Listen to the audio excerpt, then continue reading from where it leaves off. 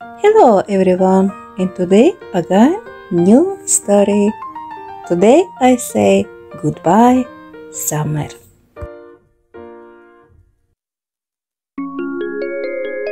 Nesen dzirdēju kādu sarunu uz ielas, it kā šogad nesot jutuši vasaru Anglijā. Lūk, tieši par šiem jautājumiem es jau domāju vasaras sākumā. Anglija ir zeme, kas tiešām nelutina cilvēkus ar ļoti ilgstošām un karstām vasarām. Tāpēc man bija plāns. Es vienmēr izvēlējos pastaigāties dienas vidū, tad, kad ir viss karstāk. Vasara taču ir par sauli.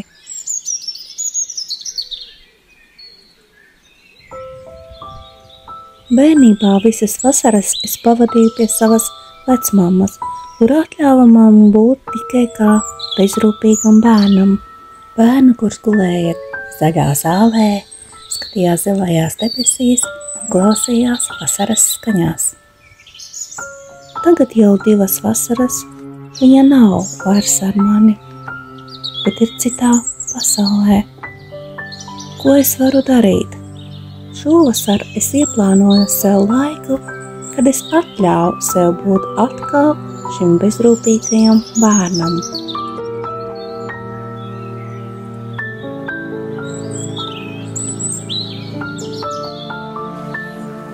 Es esmu no tiem cilvēkiem, kuriem patīk mācīties, apgūt jaunas prasmes un zināšanas. Un tomēr es tieši tāpat kā skolēni Latvijā paņēmu 3 mēnešu atvaļinājumu un atļāvu savām smadzenēm uztvert tikai vasaras ainavas.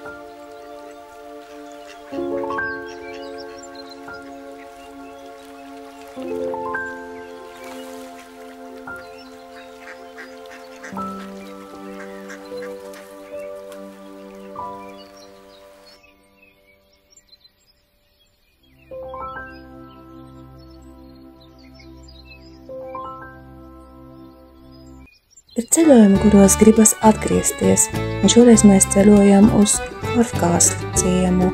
Šis ciems ir ļoti īpašs, gan mums, gan arī pēc sava rakstura.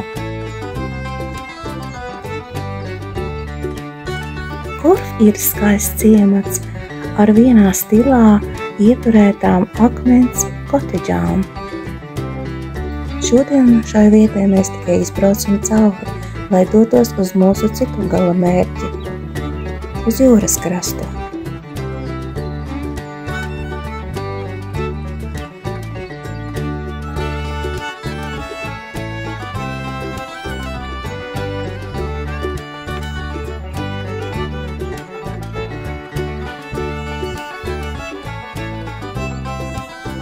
Tikai 2 minūtes, un mēs jau esam izbraukuši cauri šim mazajam brīnišķīgam ciematam. Kas tālāk? Skatāmies! Šis ceļojums jau bija ieplānots. Arī laika prognozes mums solījās labvēlīgas. Bet šī ir Anglija. Te vienmēr ir gaidāmi kādi pārsteigumi.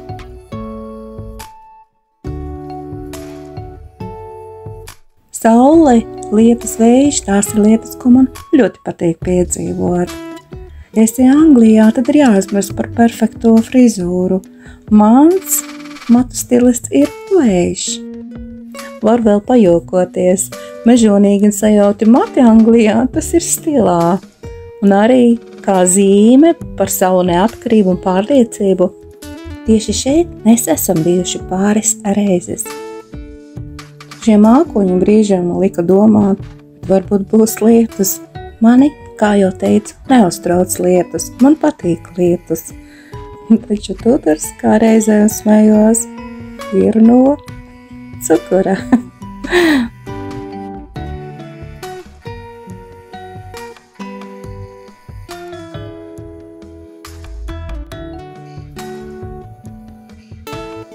Labāk savu lietasargu ir atstāt mājās, jo iespējams vējš to salauzīs, vai man tā ir gadījies, jā, daudzas reizes.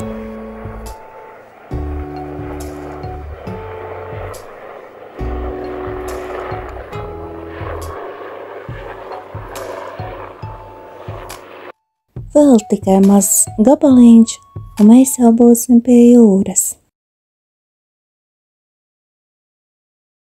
Ja saule spīd, tad vakarā man vienmēr ir rozā vaigām jaunai meitenei.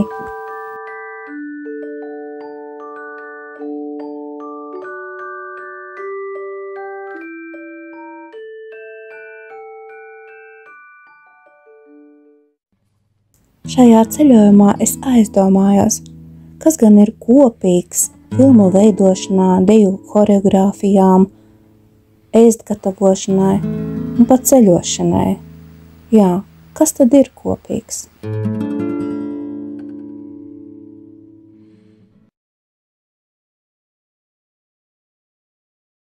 Esmu sev ievērojusi, ka tad man ir liela interese. Man patīk zināt, mācīties, darīt šīs lietas labā kvalitātē. Es esmu gatava mēģināt un mēģināt, kamēr viss izskatās tieši tā, kā es esmu iedomājusies. Darot šīs lietas, es jūtos pacelāta un laiks skrien nemanot.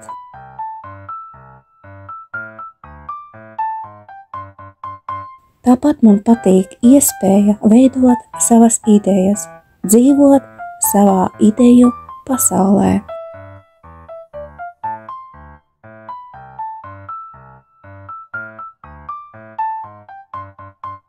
Tas dod man brīvības sajūtu un vieglo esību tai, kas es esmu.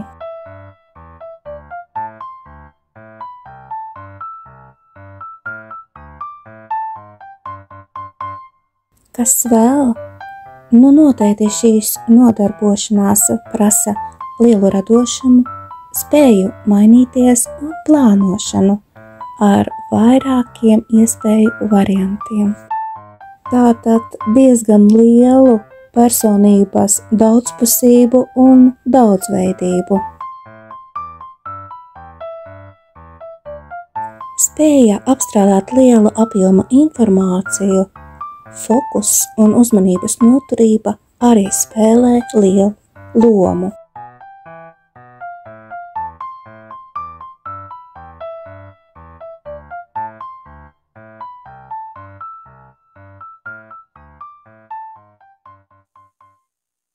Profesionāls dejotājs, lai varētu veikt plašas amplitūdas kustības, ievēro divas lietas.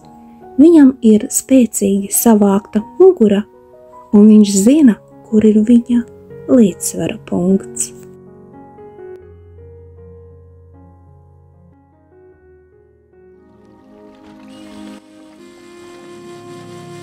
Mans līdzsvara punkts, jebkurā darbības sfērā, ir just, saprast, mācēt, izmantot savas iespējas, resursus un veselībai draudzīga darbību plānošana un, protams, samērīga to realizēšana.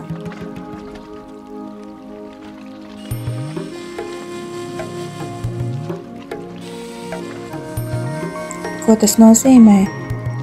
Just, kad darīt un kad apstāties. Taču mana simboliski spēcīgā mugura, tā ir ticība sev, zināšanas un, protams, praktiskā pieredze. Tā šodien bija stāsta pirmā daļa. Tiekamies nākamajā reizē.